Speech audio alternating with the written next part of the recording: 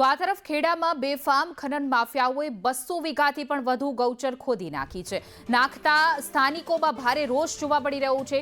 ખેડા નગરપાલિકાના સત્તાધીશો અને અધિકારીઓની રહેમનજર હેઠળ માટી ખનનની પ્રવૃત્તિઓ ધમધમતી રહી છે.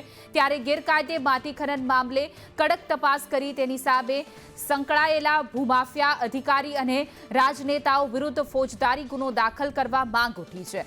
આ મામલે એક રાષ્ટ્ર ખેડા જિલ્લા સંગઠનના સભ્યોએ પણ આજરોજ પ્રાંતીય અધિકારીઓને આવેદનપત્ર આપીને કોઈપણ ગૌચર પર ખનન કે ગેરકાયદે બાંધકામ ન થાય તે માટે રક્ષણાત્મક પગલાં લેવા માંગ કરી છે.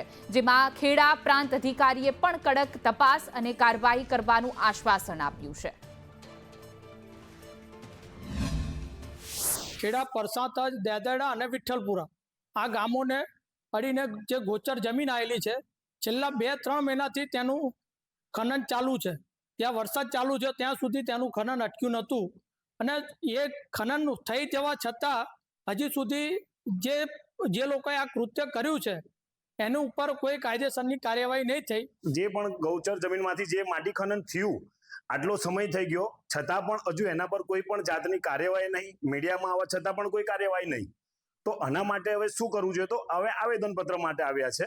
તો અમે સાહેબને અત્યારે પ્રાંત અધિકારી સાહેબને આવેદનપત્ર અપાયા છે.